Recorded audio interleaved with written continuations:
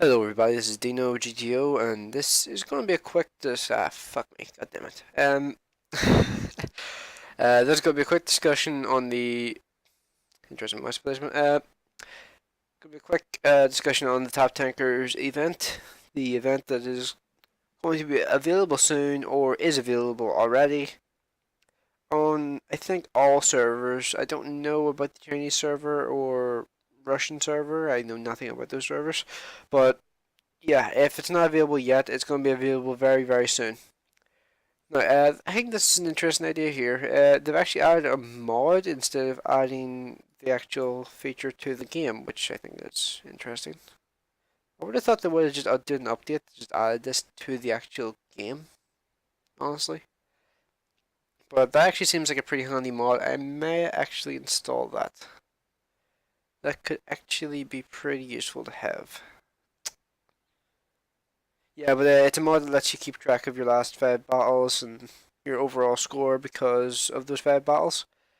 So, and it'll average them out for you and show you like what your average XP is, and yeah, it just gives you a general idea of how well you're doing. And your XP isn't just based off one extremely lucky game like previous missions have been, because I've seen in previous missions, I think the top machines were like 2000 XP, like a 1 in a million game that you could never replicate. But this time they've actually thought about it a bit more and they've spread it across 5 games, so those 1 in a million games aren't going to just determine the winners this time instead of. I think this is a better way to go, and this is what I'm trying to say. But yeah, it's available across all of the servers.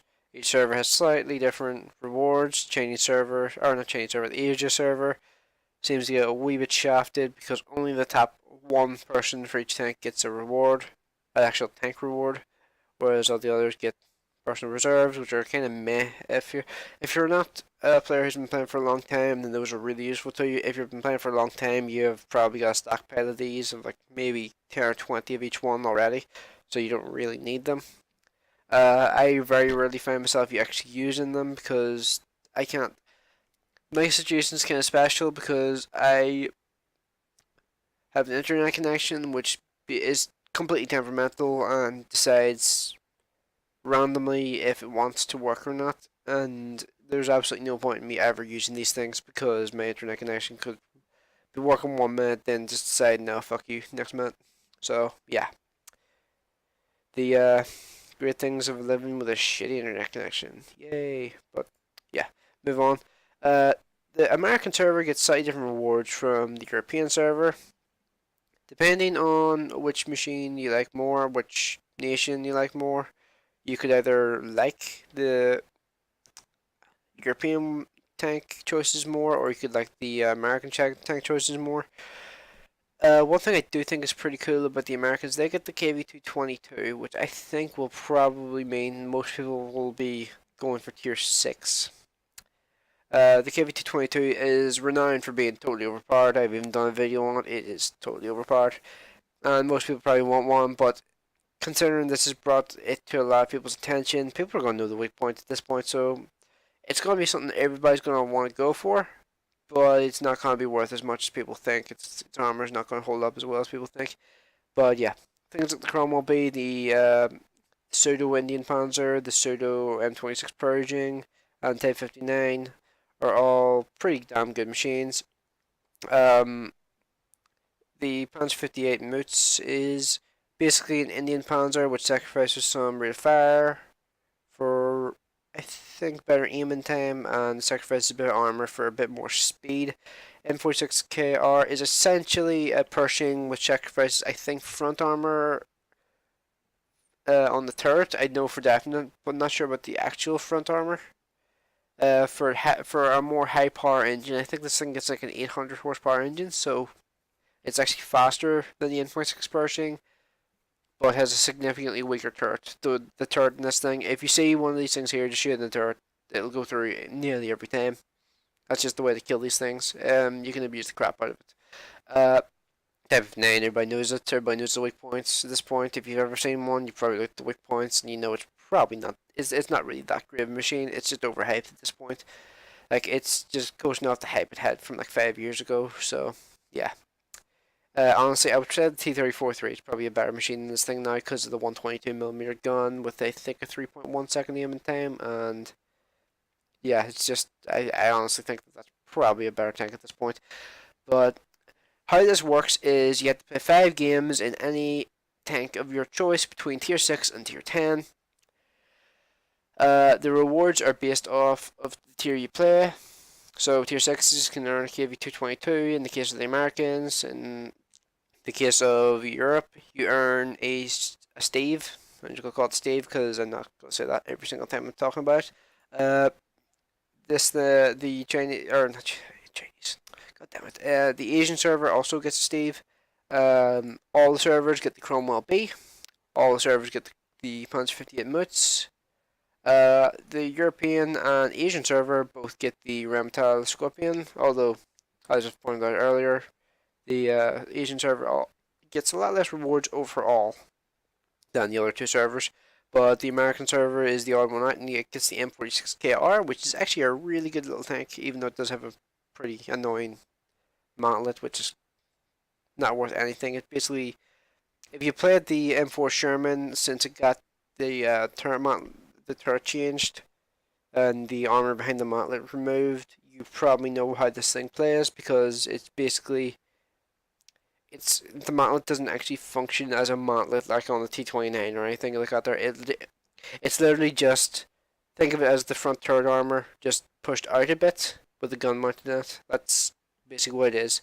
You got the occasional troll bounce, but don't count on it essentially. And of course, everybody gets the Type 59. We get the Europeans get the Scorpion, the Asians get the Scorpion, yeah, Asians. The Scorpion, pretty good machine. Huge target though. It's like a barn. 128mm gun. I think it's the biggest gun on a premium in the game. I think that's right. It has absolutely no armor whatsoever. I do need to make that clear. I think the turret has like 8mm of armor.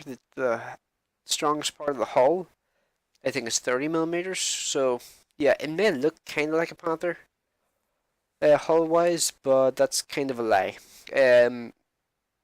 It's like I think it's half the armor of the Panther, if not less, all around. So yeah, just to give you an idea of like the kind of playstyle of this thing. It's basically hide in the back.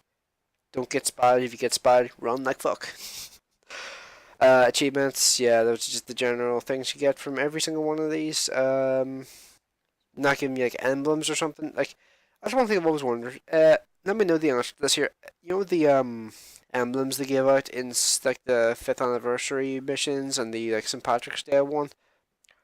Are those like unlimited or do you only get one of each? Because if it's only one of each, that kind of sucks shit. I've never used them. I just kind of left them there and just never touched them. But one thing I am extremely happy about is they didn't include SPGs, because SPGs would just be total RNG as to whether or not they hit anything or not. I'm just going to get the full list up here. Here are the machines that are ruled out from this year. Russians had the most machines ruled out. T-44 122, which I think is a beta tester reward tank or something. T-22 medium, which was that tier 10 mode wargaming tried that didn't work at all, that was no fun and had crappy missions that were only really doable if you rigged the games. Well, to most people, they were only really doable if you rigged the games, but yeah, they made it totally overpowered and then nerfed the crap out of it, so it's now only real unique part of it is the IS-7 style hull armor. It's yeah.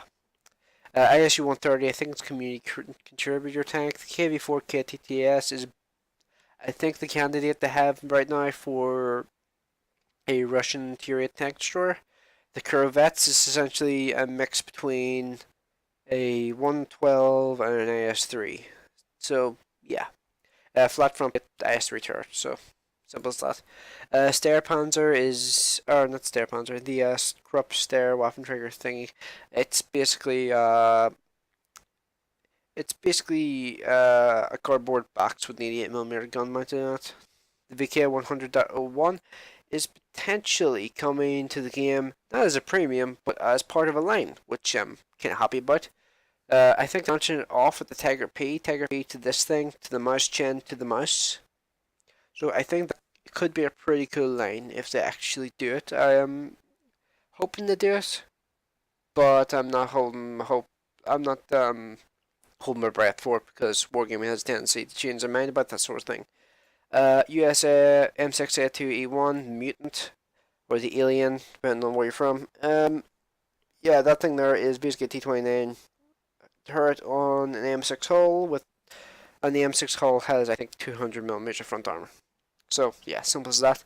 M6A2E1 is not counted because I think it was only given out to people who bought the most expensive package.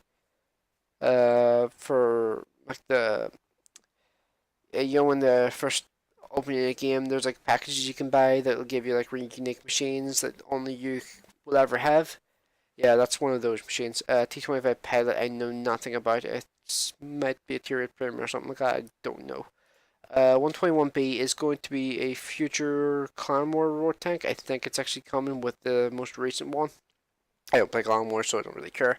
MXM4 is, I think, going to be the French heavy equivalent of the Scorpion, and the Panzer 58 Mut says in it's going to be premium shop exclusive machine if I had to guess. Now, only tier 6 to tier 10 vehicles are eligible for this, and as I said before, I think fuck SPGs aren't. You have the way this works is you play 5 games in a machine. It'll take those 5 games and it'll work out your average XP and then put you on a leaderboard. If your first game's crap and then your next 4 games are amazing, then your first game's going to drag that down. But if you have a 5th game and that game's also amazing, then it'll count those previous 4 games along with that 5th game, and your XP will increase massively. So yeah, keep that in mind. If you have one shitty game in the middle, but you keep having really good games after that, keep going. You may as well, because unless you get extremely unlucky, you could probably get a pretty good score on the leaderboard. For this sort of mission, I don't think tier 10s are going to be a really great option. I think people are going to be going full tryhard at tier 10, and tier 10 it's a tricky tier. You can do amazing, but I think things like the T57 Heavy are going to make it very, very difficult to do consistently well. And things like here's the thing. Some machines are going to be amazing for this. I think tanks like the T43 are probably going to be pretty popular for this sort of thing here, because that thing is going to have a pretty small player base actually playing it. Whereas tanks like the 121, that's a terrible idea because it's a tier 10, and that basically means that only the best players are probably going to have that thing, whereas people who move from T43 to T44 typically sell T43. I actually like that wee tank. It was actually pretty good. It gave you 1 armor, but sloped at tier 7. It actually wasn't too bad. And it could side scoop actually really, really well. It's got better sidearm than the Panther. But yeah, people never really looked into the bonuses of that tank, really. So, yeah. Rewards, I've already really discussed those. Achievements, those are kind of, just there. The event is conceived to be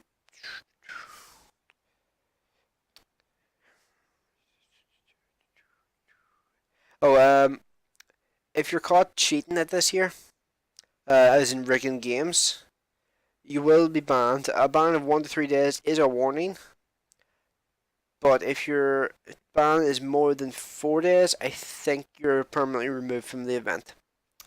So that's just something to be very, very aware of. If you are being a tit and you're trying to rig a game at like 1 o'clock in the morning, then you're probably going to get caught out and you're probably going to get punished for it. So don't even try it. I wouldn't risk it. And if I see someone trying to do it, I will probably go out of my way to fuck them up to make sure that they don't get away with it. So yeah. Platoons, I would probably recommend trying to platoon if you possibly can. If you have a group of close friends that also play this game, platooning will probably work out really well because that will increase your win ratio, and win ratio is going to be crucial for this event. If you're having amazing games but you're losing constantly, your XP score is going to be tiny in comparison to what would have been if you had won.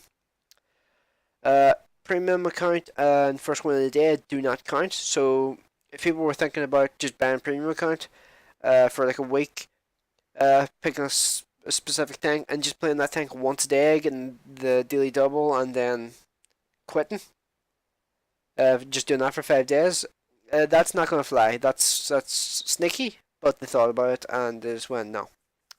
Um, yeah, honestly, that idea came to my head immediately. I was wondering how they were going to do it, and that was my immediate thought of just like, how can I cheat this?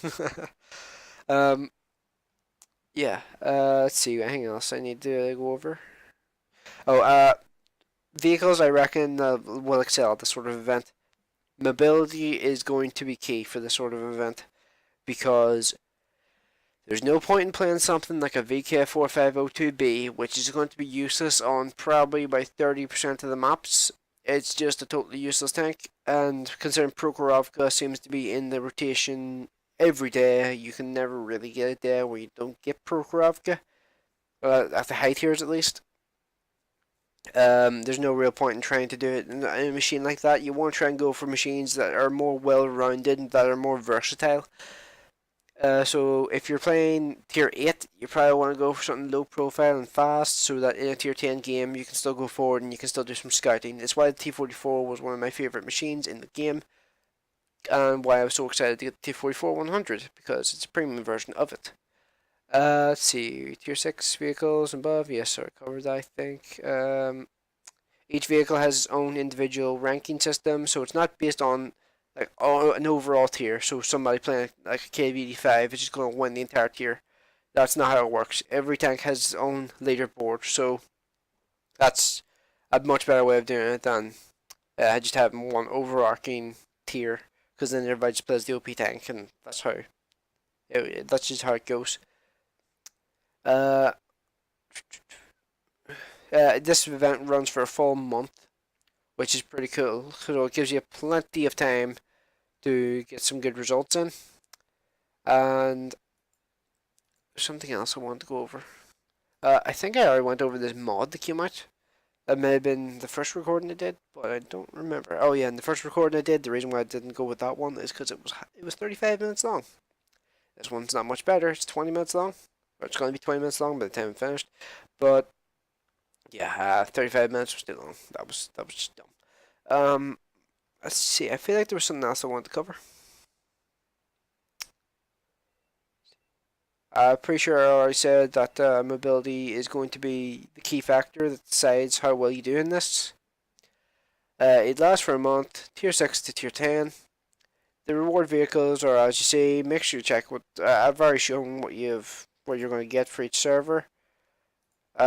Make sure you just look into details of like of this event on each server. Your server I'm going to be most familiar with because that's the server I play on.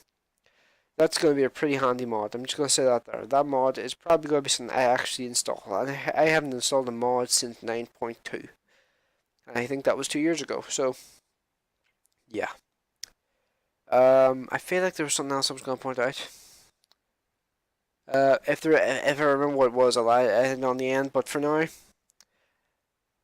actually thinking about it, I'm going to give it a list of machines I'm going to say that would be pretty good for this. T43, rare machines that people find it difficult to do very, very well in, like the Aerial V39. Machines that people typically don't like, but maybe you like. Like T43 is one of those for me, and so is the VK3002D. So that there is another option. T44 was a machine I really, really loved. I loved the T44. T44 is actually going to have a separate leaderboard for the T44 100, so I suspect getting the T44 and doing well on that is probably a better option than trying to compete with the people in the T44 100. So I may actually get a T44 back purely because of that. And because T44 is still one of the most underrated tier rates in the game, even though it's amazing. T342, tanks like this, tanks like that, tanks that are just very seldom seen, and have a very distinctive following. Um, those are the machines that you probably want to try and play. Although you don't want to try and do well in bad tanks, you're going to struggle massively with something like an MXM 445 because that tank sucks shit. I hated that tank so much, and that's why I'm kind of looking forward but kind of dreading the second French heavy line at the same time. So yeah, I'm gonna have to go back to the MXM 445, but that's part of the reason why I have nearly 50,000 free XP. Just saving it up so I have to play that tank for as little time as possible. Because I hate that tank so much. It is such a piece of shit. It's such a turd. It's just, no, it's just a bad tank. It's just bad. Like, I don't have words for just how crap that tank is. It's slow as a T20. No, I'm getting off topic. I forgot how to speak there for a couple seconds. But yeah, highest XP wins. Like, I think everybody's going to be going for the top 3 on EU at least. Going to be going for top 1 on Asia. So yeah, good luck to you, and thanks for watching. I will see you in the next one.